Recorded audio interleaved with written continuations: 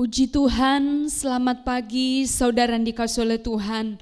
Berjumpa lagi kita pada saat ini, bersama-sama kita memuji memuliakan nama Tuhan. Mari kita akan segera memulaikan ibadah kita pada saat ini. Persiapkan hatimu, kita mau menaikkan pujian kita kepada Tuhan. Sambil kita menyanyikan pujian yang berkata, hanya Kau Tuhan di hidupku, Kau berikan hidup yang baru. Haleluya, puji Tuhan.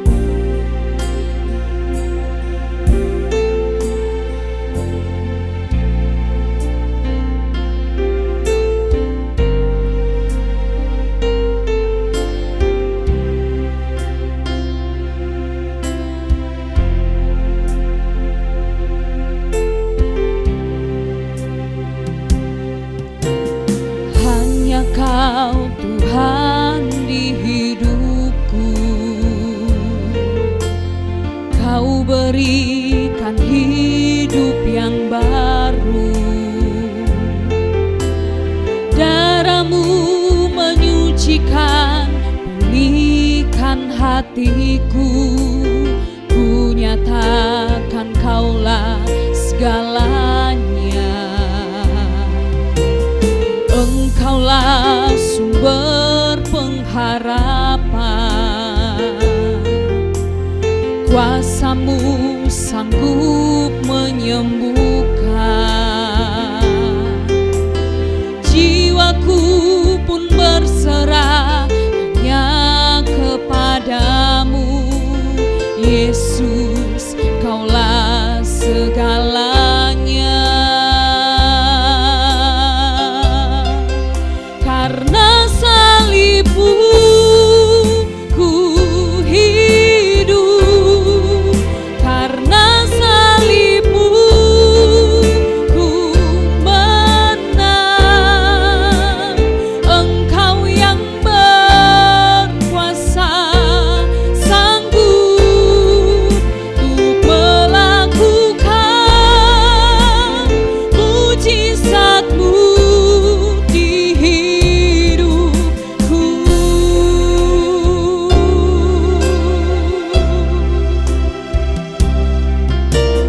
Hanya Kau Tuhan di hidupku, Kau berikan hidup yang baru. Darah-Mu menyucikan, pulihkan hatiku. Ku nyatakan Kaulah segalanya. Engkaulah sumber pengharapan, kuasa-Mu sanggup menyembuhkan. Jiwaku pun berserah hanya kepadamu, Yesus, Kaulah segalanya. Karena salib-Mu ku hidup,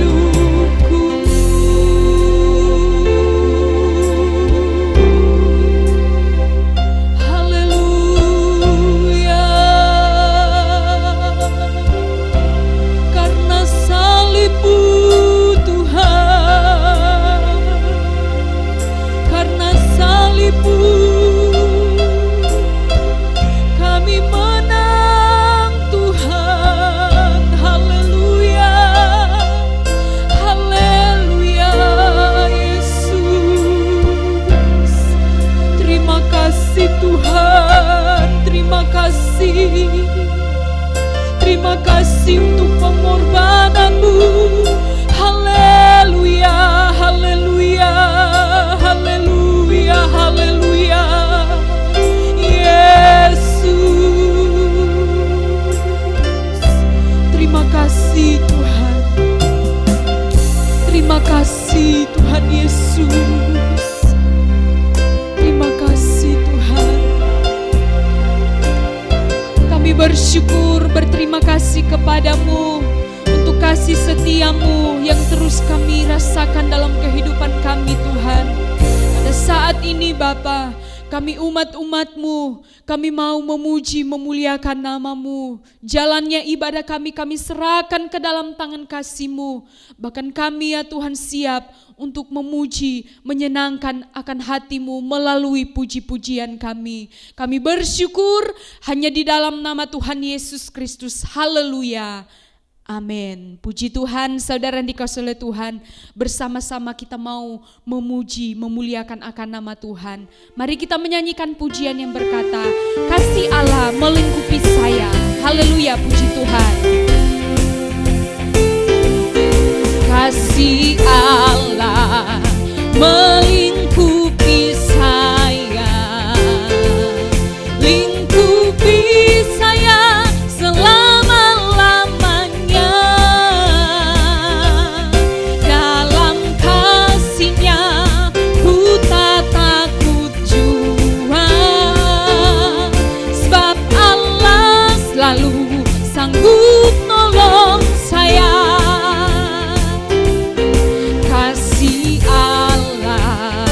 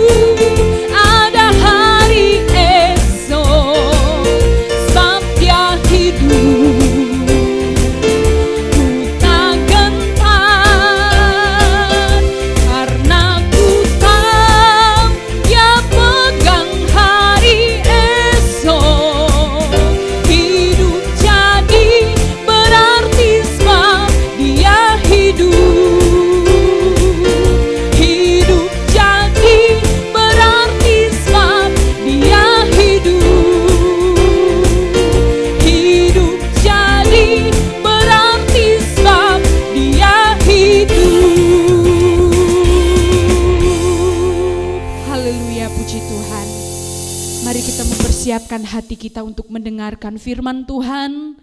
Kita menyanyikan pujian yang berkata, kasih Yesus indah dalam hidupku.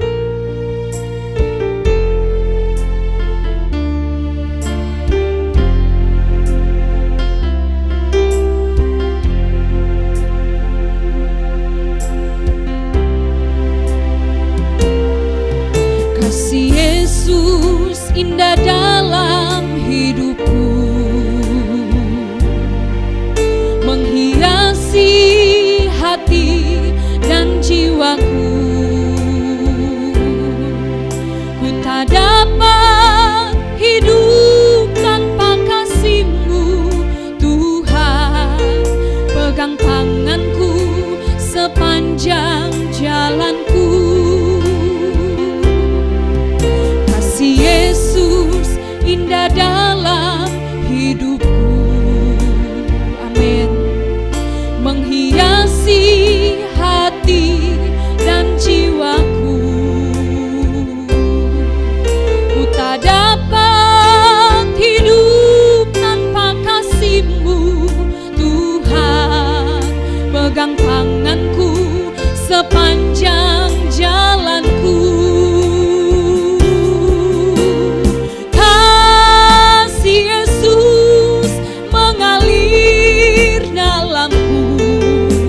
Seperti sungai yang tak pernah kering, kasih Yesus membebat hatiku. Dalam kasih-Mu ku merasa teduh. Kasih Yesus mengalir dalamku seperti sungai yang tak pernah kering. Kasih Yesus membebat hatiku. Dalam kasih-Mu ku merasa teduh. Dalam kasih-Mu ku merasa teduh. Dalam kasih-Mu ku merasa teduh.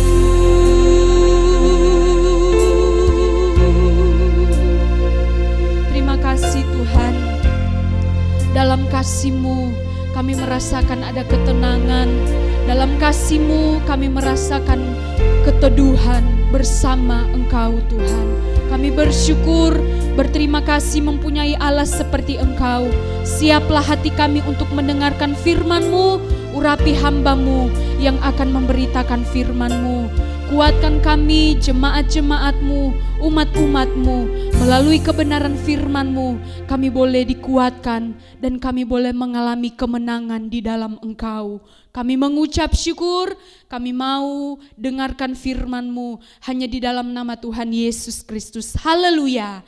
Amin. Puji Tuhan, waktu dan tempat saya serahkan kepada Ibu Gembala Pendeta Febe. Dipersilakan.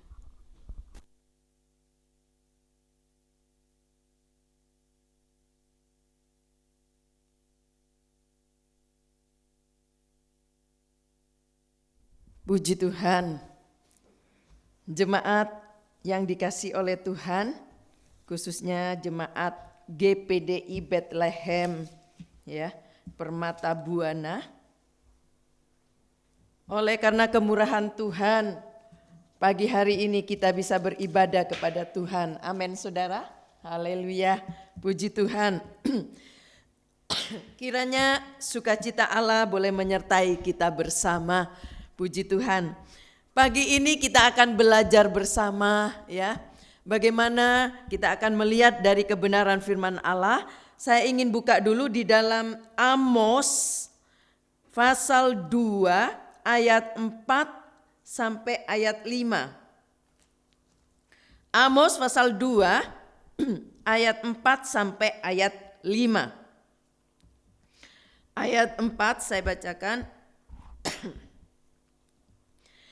Beginilah firman Tuhan, karena 3 perbuatan jahat Yehuda, bahkan 4, aku tidak akan menarik kembali keputusanku oleh karena mereka telah menolak hukum Tuhan dan tidak berpegang pada ketetapan-ketetapannya, tetapi disesatkan oleh dewa-dewa kebohongannya yang diikuti oleh nenek moyangnya. Ayat 5, aku akan melepas api ke dalam Yehuda sehingga puri Yerusalem dimakan habis. Saudara dikasih oleh Tuhan, di sini berbicara tentang hukuman atas Yehuda, ya, sebab menghina firman, menghina Taurat. Saudara dikasih oleh Tuhan, suatu celaka yang amat dahsyat, ya. Sebab dikatakan Yehuda bukan bangsa kafir, tetapi umat Tuhan Yehuda itu, ya. Mereka menerima hukuman yang sama seperti orang kafir yang bukan umat Tuhan. Ini betul-betul mengerikan, ya. Lebih-lebih Tuhan sebagai hakim di atas segala hakim yang harus menjatuhkan hukumannya pada orang yang dicintainya, ya. Suatu tindakan yang sangat menyakiti hati. Tuhan tidak ingin seorang pun binasa, ya. Apalagi umatnya sendiri. Tetapi Tuhan itu suci dan adil, ya. Sebab itu sekalipun orangnya sendiri kalau hidup dalam dosa, hukuman tetap jatuh, ya. Meskipun tentu sebelumnya, ya, Tuhan bahkan juga Bapa dan Roh Kudus, ya, akan berusaha akan menarik kembali ke jalan yang benar. Mengapa orang beriman yang mula-mula umat Tuhan bisa menjadi begitu jahat? Bahkan sampai sempurna dosanya. Saudara, mengapa? Ya, saudara dikasih oleh Tuhan, kemungkinan ini ada pada semua orang beriman, ya. Sebab manusia itu makhluk yang bebas dan kalau ia memilih dosa, maka mereka akan tumbuh dalam dosa. Ya, itu yang firman Allah katakan. Ya, coba kita akan lihat dulu dalam Galatia 3 ayat 3 sampai ayat 4. Galatia 3 ayat 3 sampai ayat 4. Adakah kamu sebodoh itu? Kamu telah mulai dengan roh. Maukah kamu sekarang mengakhirinya di dalam daging? Sia-siakah semua yang telah kamu alami sebanyak itu? Masakan sia-sia. Ini yang dikatakan oleh Galatia, ya. Dikatakan mereka, ya, tumbuh dalam dosa. Saudara, sebab itu, ya, kita menentukan nasib kita dengan memilih Tuhan Yesus, ya, terus menerus, ya, yang terus menerus, jangan plin-plan, ya. Kalau plin-plan akan hanyut dalam dosa dan terus tumbuh sampai sempurna dosa itu, ya. Itulah sebabnya kita perlu berhati-hati, ya, saudara. Lalu hal yang kedua, saudara, semua dosa sekalipun permulaannya kecil, kalau dituruti akhirnya akan sampai di neraka, ya, menjadi seperti iblis. Sebab itu Tuhan tidak suka kita berdosa sekalipun kecil, ya. Sebab itu memberi kesempatan kepada iblis untuk menyeret orang itu sampai akhirnya masuk neraka. Sebab itu jangan tinggal tetap dalam dosa, ya. Itu keras hati yang dengan cepat menarik kepada tujuannya, yaitu menjadi sempurna dalam dosa. Saudara, hidup dalam dunia ini ya menentukan di mana tempat kita kelak ya dalam kekekalan nanti. Dan hanya ada 2 tempat ya. Sebab itu pastikan ke sorga ya atau ke neraka ya saudara. Itulah sebabnya kita harus pastikan dengan tegas, ambil keputusan yang tegas, harus tegas, jangan pelin-pelan ya. Orang yang main-main akan mudah jatuh dalam dosa. Saudara, kita harus memperhatikan bahwa meskipun sudah menjadi umat Tuhan, itu bukan berarti tidak bisa kehilangan keselamatannya atau undur dari Tuhan. Ya, sebab itu jangan main-main, jangan sembarangan ikut Tuhan, tetapi Tuhan harus dinomorsatukan. Amin, haleluya. Ya, coba kita lihat dulu Matius pasal yang ke-6 ayat 33. Matius 6 ayat 33. Tetapi carilah dahulu kerajaan Allah dan kebenarannya, maka semuanya itu akan ditambahkan kepadamu. Ya. Ayat ini menolong saya dan saudara mengingatkan untuk kita menomorsatukan Tuhan. Cari dulu kerajaan Allah dan kebenarannya, maka semuanya akan ditambahkan kepadamu. Puji Tuhan. Ya. Saudara, kalau kita perhatikan tadi berbicara tentang dosa yang sempurna. Orang yang main-main terus main-main akhirnya menjadi dosa yang sempurna. Ya. Kapankah tidak ada pengampunan lagi? Ya, saudara, kalau dosa itu sempurna, maka tidak ada lagi pengampunan. Ya, yaitu dosa sempurna seperti iblis. Ya, seperti iblis. Barulah di sini dosanya tidak lagi ada ampun atau tidak lagi ada korban karena dosa. Ya, sebab dosanya sempurna. Ya. Lalu saudara, kapankah tidak ada lagi pengampunan lagi selain tadi dikatakan kalau dosa itu sempurna? Kalau melewati Roh Kudus, ya. Di pihak lain saudara, Roh Kudus akan berusaha habis-habisan sebab dia cinta manusia. Tidak rela seorang pun binasa, ya. Dan baru sesudah itu, ya, Roh Kudus tidak lagi dapat menahan, ya. Kalau Roh Kudus sudah tidak bisa lagi menahan orang itu, ya, daripada berbuat dosa dengan sepenuh-penuhnya, baru orang itu sampai pada dosa tanpa ampun. Tetapi selama orang itu masih mau mendengar suara Roh Kudus, ya, sebab Roh Kudus cinta kita semua, dia tidak menginginkan satu orang pun binasa, dia akan berusaha merebut. Tetapi kalau orang itu, ya, tidak bisa lagi ditahan oleh Roh Kudus untuk tetap berbuat dosa sepenuh-penuhnya, baru orang itu sampai pada dosa tanpa ampun. Allah tidak akan melepaskan orang percaya ke dalam tangan iblis. Tetapi kalau orang itu terus keras kepala, ya, maka ia akan meningkat terus dalam dosanya. Melawan Roh Kudus terus menerus sampai akhirnya ia sampai pada tingkatan menghujat Roh Kudus, dan itu menjadi dosa yang sempurna. Tidak lagi ada ampun, firman Allah katakan. Coba kita lihat Matius pasal 12 ayat yang ke-31. Matius 12 ayat 31.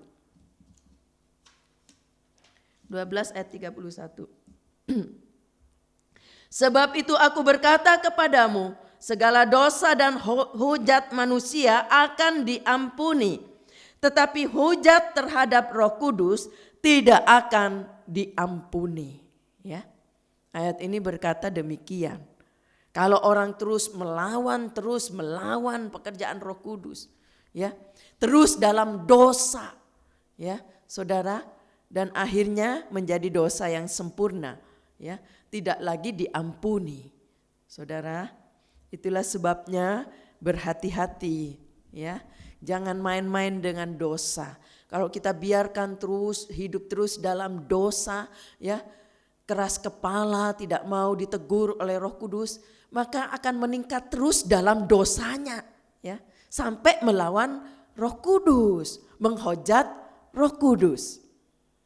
Saudara yang kasih oleh Tuhan, dikatakan kembali kepada ayat emas kita tadi, ya, dikatakan di situ, ya, di ayat yang keempat bagian B. Oleh karena mereka telah menolak hukum Tuhan dan tidak berpegang kepada ketetapan-ketetapannya, tetapi disesatkan oleh dewa-dewa kebohongan yang diikuti oleh nenek moyangnya. Sebab mereka dikatakan, ya, mereka itu telah menolak hukum Tuhan dan tidak berpegang pada ketetapan-ketetapannya. Mereka telah mencela, mereka telah meremehkan Taurat Tuhan. Mereka telah meremehkan firman Allah. Apa tandanya? Orang yang mencela atau menghinakan Taurat Tuhan. Ya, saudara. Yang pertama, saudara, tanda orang yang mencela atau menghinakan Taurat Tuhan, ya. Yang pertama, dia tidak mau taat akan firman Tuhan, ya. Sebab baginya firman Tuhan itu enggak ada gunanya, sehingga dia tidak mau taat kepada firman Allah. Lalu tanda yang kedua, orang yang dikatakan, ya, orang yang mencela atau yang menghinakan Taurat Tuhan tidak mau mengerti atau tidak mengerti kebenaran firman Tuhan.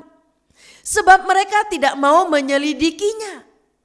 Mereka tidak ingin mengerti kebenaran firman Tuhan. Sebab yang dipakai adalah kebenarannya sendiri, ya. Ini perlu kita mengerti baik-baik supaya tahu, ya, apa sebabnya orang beriman bisa jatuh dan menjadi begitu jahat sampai sempurna dosanya, sampai sempurna dalam dosa, ya. Jangan meremehkan, jangan menghina atau mencela firman Tuhan. Sebab ini membuatnya jatuh dalam dosa-dosa yang terlalu jauh sampai sempurna dalam dosa. Ya. Ini yang firman Allah katakan. Sebab mereka meremehkan, dikatakan, ya. Mereka meremehkan, mereka menghina firman Allah, ya. Sehingga mereka terus menjadi sempurna di dalam dosanya, ya. Dan dikatakan mereka juga tidak mau memelihara hukum-hukum Tuhan, ya. Tidak mau memelihara hukum-hukum Tuhan. Orang-orang Yehuda ini, ya, pengertiannya hanya sedikit. Juga tidak mau memelihara atau mentaati hukum-hukum Tuhan, ya. Sebab itu hidupnya penuh dengan dosa. Kita harus memelihara firman Tuhan, ya. Mencocokkan ke seluruh hidup kita secara jasmani dan rohani, ya. Dengan firman Tuhan. Kita harus mencocokkan seluruh hidup jasmani dan rohani, ya, dengan firman Tuhan. Itulah perlu kita mengerti firman Tuhan. Sebab kalau tidak mengerti, tidak tahu firman Tuhan, sehingga dia tidak tahu apa yang harus ditaati. Itulah sebabnya kita perlu penuh dengan firman Allah, perlu menyelidiki, perlu belajar. Orang-orang Yehuda pengertiannya hanya sedikit. Dia tidak memelihara, tidak mentaati hukum-hukum Tuhan. Sebab tidak mengerti banyak. Sebab itu kita harus tumbuh terus dalam pengertian firman Tuhan, ya. Lalu terus-menerus memikir-mikirkan firman Tuhan setiap waktu supaya setiap langkah yang kita lakukan cocok dengan firman Tuhan, ya. Bahkan saudara, segala keinginan, segala rencana kita, ya, juga cocok dengan firman Tuhan. Puji Tuhan. Orang-orang yang seperti ini, ya, akan dijauhkan dari segala dosa dan kejahatan, ya. Mereka tidak mungkin bisa terlalu jauh berbuat dosa. Sebab apa? Sebab mengerti firman Tuhan dan juga sebab takut kepada firman Tuhan. Haleluya. Tetapi orang-orang yang hina, ya, orang-orang yang meremehkan firman Tuhan dengan tidak sadar sudah berjalan terlalu jauh dalam dosa dan akhirnya, ya, menjadi sempurna dalam dosa. Ini betul-betul harus diperhatikan sebab cukup banyak orang-orang beriman, bahkan juga sampai kepada pemimpin-pemimpinnya yang mengecilkan atau menghinakan firman Allah. Seolah-olah firman Tuhan hanya merupakan syarat yang tidak perlu dan hanya merepotkan saja. Orang-orang seperti ini, ya, lebih senang kalau sedikit firman Tuhan, ya. Bahkan mungkin, ya, di kebaktian-kebaktian dikatakan istimewa karena hampir-hampir tidak ada firman Tuhan. Banyak mungkin aktivitasnya, ya, tetapi hampir tidak ada pendalaman firman Tuhan. Dengan alasan mungkin sudah tahu semua, ya, firman Tuhan sudah tahu semuanya. Saudara, orang-orang ini, ya, cepat bosan, ya, dan muak akan firman Tuhan. Selalu, ya, mengatakan diulang-ulang, padahal saudara, ya, tidak mengerti apa yang diulang. Sebab firman Tuhan tidak menjadi daging baginya, ya. Itulah sebabnya seringkali pulang dalam ibadah, ya, sepertinya merasa tidak dapat apa-apa. Karena firman Tuhan tidak menjadi daging bagi dirinya. Ya, itulah sebabnya kita perlu, ya, berhati-hati. Kalau kita tidak banyak mengerti firman Tuhan, maka akan membawa seseorang terus hidup dalam dosa. Lalu dikatakan saudara, ayat emas kita tadi, ya, kita kembali kepada Amos pasal 2 di ayat yang keempat. Di ayat keempat di bagian akhir, ya. Tetapi disesatkan oleh dewa-dewa kebohongannya, ya. Dikatakan disesatkan oleh dewa-dewa kebohongannya. Disesatkan oleh dusta, ya, yang dituruti oleh nenek moyangnya. Saudara, mengapa nenek moyangnya tersesat begitu jauh, ya? Mengapa mereka tersesat begitu jauh? Sebab apa? Nenek moyangnya, ya, tidak mengerti firman Tuhan, tidak mengerti kuasa Allah, sehingga mereka, ya, tersesat begitu jauh. Coba kita lihat dulu dalam Markus pasal 12 ayat 24. Markus 12 ayat 24.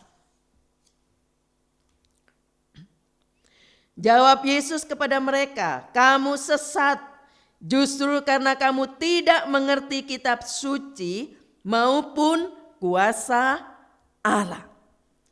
Kamu sesat, kata Yesus katakan, Sebab kamu tidak mengerti kitab suci, tidak mengerti kuasa Allah. Ini yang menyebabkan nenek moyang mereka ya tersesat begitu jauh. Disesatkan oleh dusta yang telah dituruti oleh nenek moyangnya. Kalau orang-orang tidak tahu yang benar, pasti hidupnya penuh kesesatan. Misalnya saudara, kalau seorang tidak tahu jalan-jalan di Jakarta, ya, seperti saya juga belum tahu seluruhnya. Jakarta ini luas, ya. Hanya tempat-tempat yang biasa kita jalani kita tahu, ya. Kalau dibandingkan dengan pertama kali masuk Jakarta, ya, memang agak beda sedikit. Sebab dulu sama sekali tidak mengerti, tidak tahu jalan-jalan di Jakarta, sehingga nggak berani keluar. Ya, pasti setiap berjalan keluar dia tersesat di jalan, karena tidak tahu, nggak ngerti jalan-jalan di Jakarta. Akan menyebabkan menjadi tersesat di jalan kalau dia berjalan. Begitu juga kalau kita tidak mengerti kebenaran firman Allah, tidak mengerti kuasa Allah, maka mudah kita akan jadi tersesat. Seperti nenek moyang mereka itu dikatakan. Begitu mudahnya ya orang-orang beriman tersesat. Bahkan sampai puncak-puncaknya, yaitu sempurna dalam dosa. Kita perlu tumbuh dalam pengertian firman Tuhan, ya. Juga harus penuh dan dipimpin Roh. Orang yang mau taat akan firman Tuhan pasti mudah dipimpin Roh. Sebab Roh selalu memimpin orang-orang beriman hidup sesuai dengan firman Tuhan. Haleluya. Puji Tuhan. Lalu yang kedua saudara, ya, mengapa nenek moyangnya dikatakan begitu jauh tersesat? Dikatakan ada dusta yang dituruti nenek moyangnya, ya. Apa itu dusta yang dituruti nenek moyangnya? Dusta itu ialah semua hal yang melawan firman Tuhan, ya, itu dusta. Semua yang melawan, ya, semua hal-hal yang melawan firman Tuhan itu dusta. Yang tidak sesuai dengan firman Tuhan, ya, itu dusta. Ya. Saudara, di dalam dunia ada banyak dusta, ya, baik itu dusta uang, ya, dusta rekreasi, dusta pergaulan, dusta kesucian, ya, baik itu kesucian bujang atau kesucian nikah, ya, juga dusta, ya, penyakit, dusta ilmu dan lain-lain. Sebab itu kita harus mengerti segala segi hidup, ya. Segi hidup kita dalam terang firman Tuhan. Kalau tidak akan mudah kena dusta iblis. Baik dalam segi uang, dalam segi rekreasi, dalam segi pergaulan, dalam segi nikah, ya, kesucian nikah, kesucian bujang dan sebagainya. Kalau tidak mengerti kebenaran firman, ya, kita akan mudah kena dusta iblis. Saudara, biarlah kita boleh Tuhan mampukan, Tuhan sanggupkan kita untuk kita boleh mengerti banyak firman Tuhan. Puji Tuhan. Lalu bagaimana mereka tersesat, ya? Bagaimana mereka menjadi tersesat, ya? Tanda yang jelas dan khas dari orang-orang yang tersesat, ya, orang-orang yang tersesat ini adalah bersungut-sungut. Sebab itu mereka terus bersungut-sungut. Ini ciri khasnya saudara, tanda yang jelas kalau mereka tersesat, ya. Suka bersungut-sungut. Sebab itu mereka terus bersungut-sungut dikatakan, ya. Dalam dunia, Saudara, bersungut-sungut itu tidak terlalu jelek, bahkan biasa. Tetapi di dalam Tuhan, bersungut-sungut itu tanda maut. Ya, hati-hati, jangan terus bersungut-sungut. Coba kita lihat dulu dalam 1 Korintus 10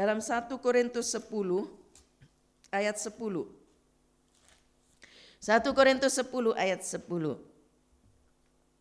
Dan janganlah bersungut-sungut seperti yang dilakukan oleh beberapa orang dari mereka, sehingga mereka dibinasakan oleh malaikat maut.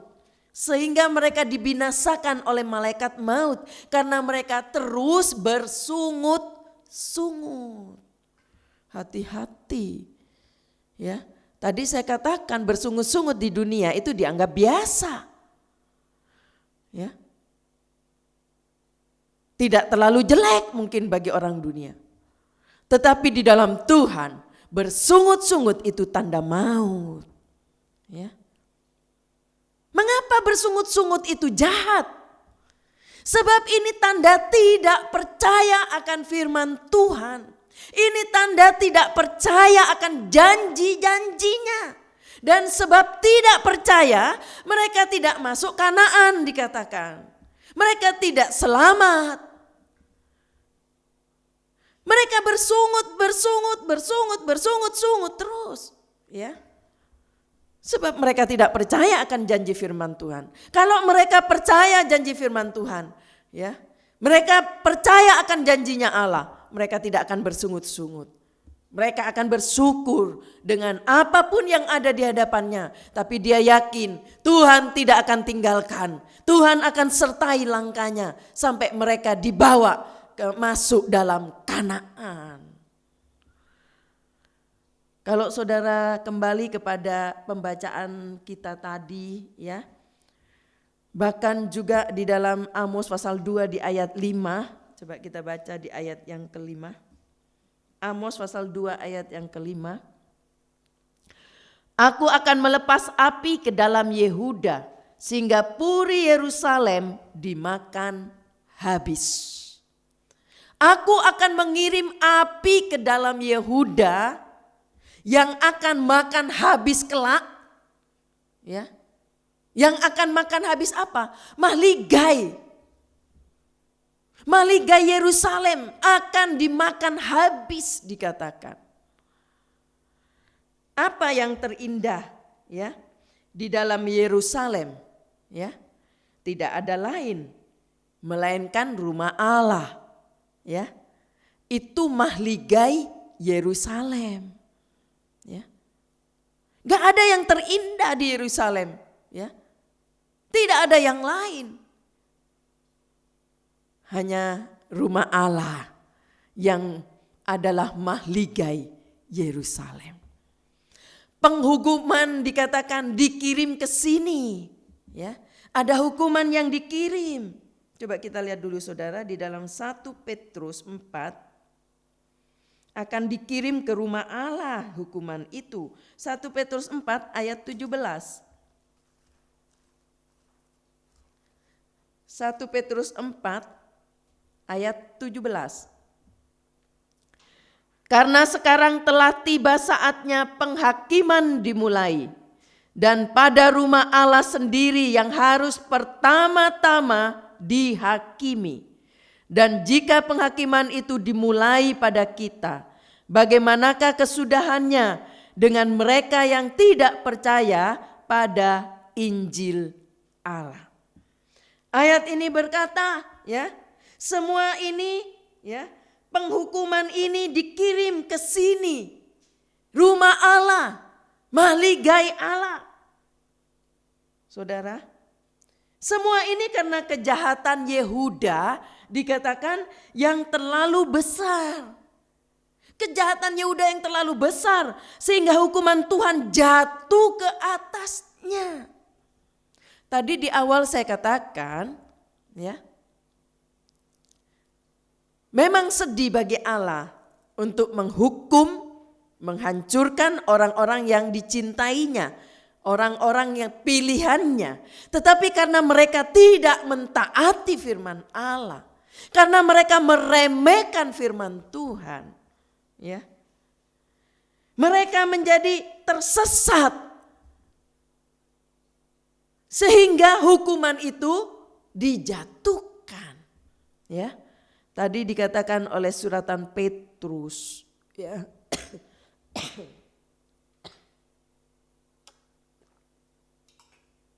Suratan Petrus tadi berkata, karena telah tiba saatnya penghakiman dimulai. Dan pada rumah Allah dikatakan, ya. Rumah Allah sendiri harus pertama kali yang diadili, ya, atau dihakimi. Orang-orang yang tidak ada meterai dari Allah akan jatuh dalam hukuman Allah. Begitu banyak orang-orang yang menghina dan meremehkan firman Tuhan. Semua hanyut dalam arus dosa akhir zaman dan juga menjadi korban sehingga binasa. Ya, itulah sebabnya biarlah kita berhati-hati. Ya, dikatakan Allah, dikatakan dalam Amos 2 ayat 5 tadi dikatakan, aku akan mengirim api ke dalam Yehuda. Ya, saudara, tidak semua orang percaya dengan sendirinya selamat dan lolos dalam dunia akhir zaman. Bahkan justru ada jumlah yang besar yang jatuh dan terhilang. Kita harus berjaga-jaga. Berjaga-jaga dalam roh dan kebenaran. Kita harus penuh dengan firman, penuh dengan Roh Kudus dan dipimpin oleh Roh Kudus dan tumbuh dalam kebenaran firman Tuhan. Ya. Saudara, jangan sampai tergolong orang-orang yang menghina atau meremehkan firman Tuhan. Lebih-lebih kalau bersungut-sungut, ya, akan kebenaran firman Tuhan. Itu suatu gejala celaka, ya, yang harus betul-betul diperhatikan baik oleh domba dan juga oleh gembala-gembala supaya jangan terhilang sampai kekal. Jangan membuang kesempatan yang begitu limpah yang Tuhan berikan sekarang ini, kesempatan yang begitu limpah. Ya, ini seperti yang ditawarkan juga di dalam, kalau kita baca dalam Amsal Soleman, ya, Amsal Soleman 1 ayat 23, ayat 22. Amsal Soleman 1 ayat 22 sampai 23. Amsal Soleman 1 ayat 22 sampai 23. Berapa lama lagi, hai orang yang tak berpengalaman, kamu masih cinta kepada keadaanmu itu. Pencemo masih gemar kepada pencemo, dan orang bebal benci kepada pengetahuan. Ayat 23. Berpalinglah kamu kepada teguranku. Sesungguhnya aku hendak mencurahkan isi hatiku kepadamu dan memberitahukan perkataanku kepadamu. Ini tawaran yang diberikan. Jangan terus hidup di dalam dosa maksudnya. Ya. Pencemo tetap gemar mencemo dan sebagainya. Tetapi berpalinglah kamu dikatakan. Ya.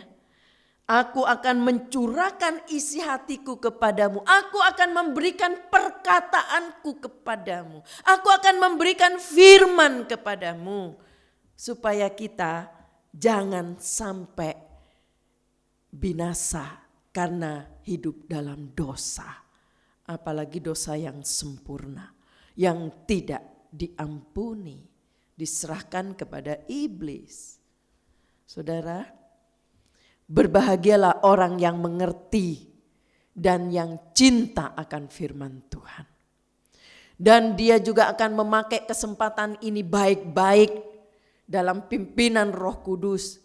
Ia akan tumbuh dan berbuah limpah untuk kekal. Sebab mengerti firman Allah, sebab belajar firman Allah, menyelidiki firman Allah, cinta firman Allah, dan juga melakukan apa yang firman Allah katakan. Puji Tuhan.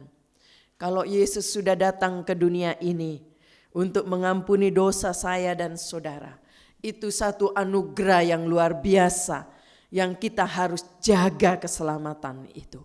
Karena kita diselamatkan dengan dikatakan cuma-cuma, tidak membayar apa-apa, tetapi hanya percaya kepada Yesus, bahwa Yesus mati di atas kayu salib karena dia ingin menebus dosa saya dan saudara. Allah Bapa ya memberikan anaknya yang tunggal supaya kita semua boleh diselamatkan. Haleluya. Jangan sia-siakan keselamatan yang kita terima dari Tuhan. Tapi jaga, puji Tuhan. Ya, pagi ini kita akan mengadakan perjamuan suci seperti yang kita sudah lakukan setiap minggu pertama dalam setiap bulan. Kita mengadakan perjamuan suci, mengingatkan kita bersama bahwa Yesus sudah mati di atas kayu salib untuk menebus dosa saya dan saudara. Puji Tuhan. Mari kita persiapkan, baik saudara yang ada di rumah, persiapkan roti, anggur ya, untuk kita diberkati dengan perjamuan suci. Haleluya. Ya, seperti yang saya sudah pernah sampaikan, sebagai imam, suami-suami dalam rumah tangga, sebagai imam dia yang akan membagikan kepada seisi keluarganya roti dan anggur ya, kecuali kalau saudara sendiri di rumah dan sebagainya ya. Kita menyanyi dulu satu pujian, pada satu bukit jauh dari sini. Haleluya. Pada satu bukit jauh dari sini, lihat salib Tuhan berdiri, sepotong kayu kasar, tanda dosa besar. Di sana Tuhanku telah mati. Ku datang pada salib itu. Mari kita berdiri semua bersama-sama. Ku ingat cintanya Tuhanku, yang ku jatuh pada kakinya. Sana ku dapat ampun dosa.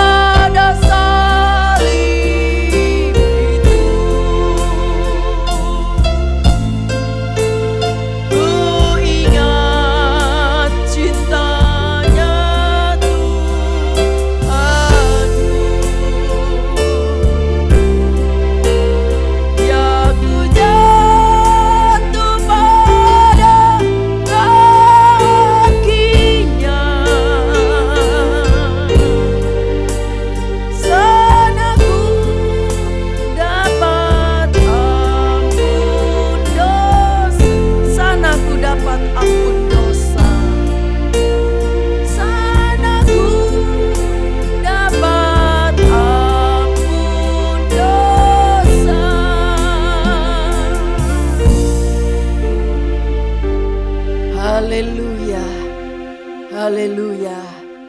Mari kita angkat roti sebagai lambang tubuh Yesus dengan tangan kanan ke atas. Jangan dimakan dulu, jangan diminum dulu. Terima kasih Tuhan Yesus, oleh karena anugerah-Mu kami boleh berjumpa dengan Yesus sebagai Tuhan dan Juru Selamat kami. Kami boleh percaya kepada-Mu sehingga kami boleh memiliki keselamatan di dalam Tuhan. Terima kasih, Engkau mau mati buat kami. Engkau mau rela mati menebus dosa kami. Terima kasih Tuhan. Terima kasih.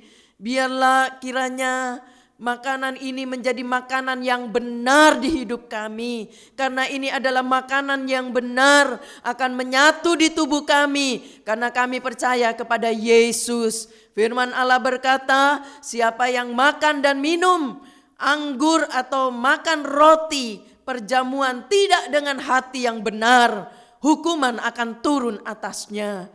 Tetapi kalau kita dalam kebenaran, kita menerima perjamuan suci, maka berkat Allah akan turun atas kita. Yang sakit akan disembuhkan, yang dalam persoalan Tuhan akan tolong. Terima kasih Bapak. Itulah sebabnya ampuni kami semua Tuhan. Semua dosa-dosa, mungkin ada dosa yang dibuat dengan sengaja atau tidak sengaja. Ampuni, kuduskan kami, layakkan kami menerima berkat perjamuan suci pagi hari ini. Terima kasih Bapa yang baik.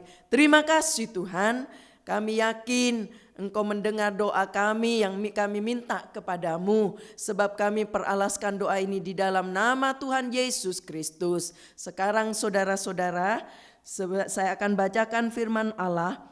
Sebab apa yang telah kuteruskan kepadamu telah aku terima dari Tuhan, yaitu bahwa Tuhan Yesus pada malam waktu ia diserahkan mengambil roti, dan sesudah itu ia mengucap syukur atasnya, ia memecah-mecahkannya dan berkata, inilah tubuhku yang diserahkan bagi kamu, perbuatlah ini menjadi peringatan akan aku. Mari kita makan dalam nama Tuhan Yesus Kristus.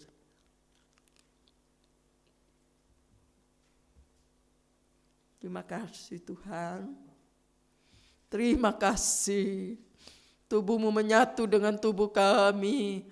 Sebab kami percaya kepada Yesus. Tubuh Yesus terpecah karena dosa kami. Tubuh Yesus terpecah. Dan darah Yesus mengalir karena dosa kami. Terima kasih Bapa yang baik. Terima kasih Tuhan. Mari pegang dengan tangan kanan anggur ini ke atas, saya akan bacakan firman Tuhan. Demikian juga ia mengambil cawan sesudah makan, lalu berkata, cawan ini adalah perjanjian baru yang dimeteraikan oleh darahku. Perbuatlah ini setiap kali kamu meminumnya menjadi peringatan akan aku. Sebab setiap kali kamu makan roti ini dan minum cawan ini, kamu memberitakan kematian Tuhan sampai ia datang. Mari kita minum. Dalam nama Yesus. Terima kasih Yesus. Terima kasih darah-Mu menyatu dengan darah kami. Ini adalah minuman yang benar. Karena kami percaya darah Yesus tertumpah untuk tebus dosa kami. Terima kasih Tuhan. Terima kasih buat anugerah-Mu. Terima kasih untuk kebaikan-Mu. Terima kasih kami boleh diselamatkan oleh Engkau. Kami bersyukur dan kami berterima kasih kepada-Mu. Terima kasih Tuhan. Kami juga bersyukur Tuhan dengan ibadah yang diberkati Tuhan pagi hari ini. Setiap siapapun yang sudah mengikuti ibadah ini, kiranya berkat Allah turun di atasnya. Kesehatan, bahkan panjang umur Tuhan berikan, perlindungan, keamanan dimanapun berada, semua disertai Tuhan. Khusus kami berdoa, kalau ada anak-anak Tuhan, umat Tuhan atau hamba-hamba Tuhan, siapapun dia yang sedang terbaring karena penyakit, baik itu penyakit yang seringkali datang kambuh mengganggu tubuh, atau juga ada yang sedang terjangkit dengan virus corona, apapun penyakit-penyakit yang mengganggu tubuh mereka, baik yang sedang beristirahat di rumah ataupun berbaring di rumah sakit, dalam nama Yesus, segala penyakit pergi engkau, di dalam nama Yesus, bilurmu cukup menyembuhkan. Terima kasih Tuhan, bagi yang percaya akan melihat kemuliaan Allah. Kalau ada yang dalam kesukaran, kesulitan dalam pekerjaan, ada omset-omset belum terpenuhi, ada perintisan-perintisan baru dalam usaha yang baru dirintis, ada pekerjaan-pekerjaan yang mungkin Tuhan sedang macet karena pandemi yang berkepanjangan. Ada Tuhan, anak-anak Tuhan yang mungkin tidak menerima penghasilan gaji dengan baik. Tuhan, Engkau sanggup membuka tingkap langit, memberkati mereka, mencukupkan mereka. Apa yang menjadi kebutuhannya Engkau cukupkan di dalam nama Yesus.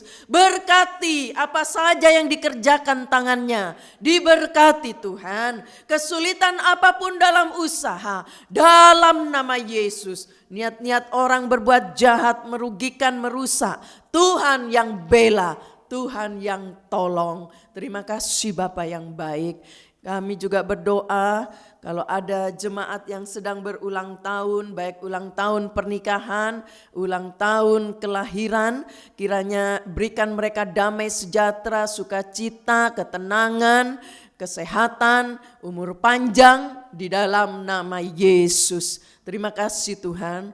Hamba juga berdoa untuk baby-baby yang sudah dilahirkan karena anugerah Allah. Engkau sempurnakan kesehatan Ethan Tuhan. Biarlah Ethan sehat. Tuhan, Engkau yang sanggup memulihkan kekuatannya di dalam nama Yesus. Kiranya Tuhan sempurnakan. Engkau sudah menolong di dalam nama Yesus. Ibunya Engkau terus berikan kesehatan. Biarlah pemulihan Tuhan terus berikan di dalam nama Yesus. Baby-baby yang ada Tuhan juga berikan mereka kesehatan. Anak-anak sekolah minggu, semua jemaat, baik juga para kaum lansia, berikan mereka kesehatan Tuhan. Tante Lina, Tante Liana sehat, Tante Yuli sehat, terus lindungi dan jaga di dalam nama Yesus. Terima kasih Bapa yang baik. Hamba juga berdoa Tuhan, baik juga untuk pemerintahan dan bangsa Indonesia. Kiranya Tuhan Engkau memberkati bangsa Indonesia. Mari Tuhan, terus Engkau kerjakan keselamatan bagi mereka. Bahkan Tuhan Engkau juga menolong. Oh Tuhan, adanya pandemi ini bagi Tuhan tidak ada yang sukar. Tuhan Engkau tolong. Baik juga Bapak Presiden, Wakil dan Gubernur yang ada, semua aparat negara, TNI maupun apapun mereka semua diberikan mereka hikmat yang datang dari Tuhan. Berikan kesehatan bagi mereka. Terima kasih Bapa yang baik. Terima kasih Tuhan. Para dokter-dokter juga tolong berikan mereka kesehatan Tuhan. Baik mereka juga yang sedang berduka karena kehilangan orang yang dicintai. Karena oh Tuhan harus berpisah dengan orang tua mereka, dengan suami, dengan anak.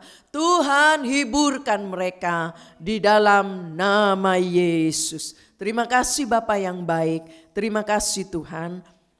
Jemaat yang sedang bekerja keluar kota, keluar daerah, Tuhan keluar pulau, Engkau lindungi Tuhan, jagai setiap apa yang dikerjakan tangannya, diberkati Tuhan, dilindungi, diberi kesehatan, di udara, di darat, di laut, Engkau lindungi di dalam nama Yesus. Apa yang dikerjakannya berhasil bersama Tuhan. Engkau juga tolong seberapa jemaat yang saat ini mungkin ada keperluan-keperluan yang mereka, oh Tuhan, butuhkan. Tuhan tolong mereka semua, baik juga rencana-rencananya ke depan, apa yang mereka akan kerjakan.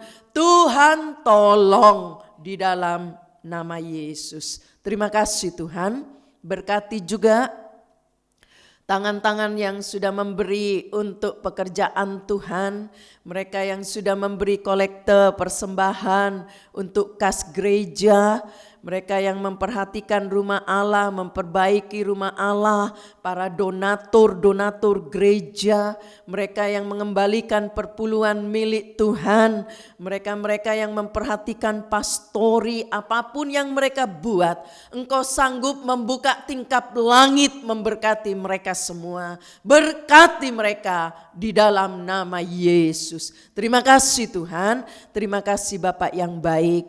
Engkau juga berkati seberapa kami walaupun terbatas yang sudah melayani pagi hari ini. Semua diberkati Tuhan, diberi kekuatan, diberi damai sejahtera, kesehatan di dalam nama Yesus. Terima kasih Bapa yang baik. Terima kasih Tuhan.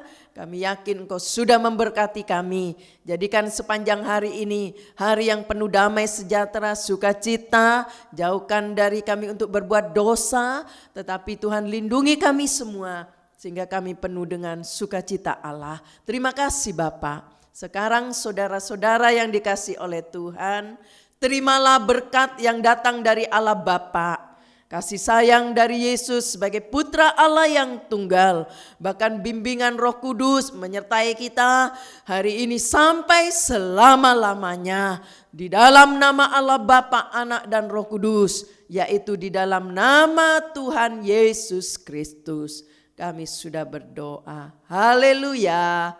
Amin. Puji Tuhan, Tuhan memberkati. Selamat pagi.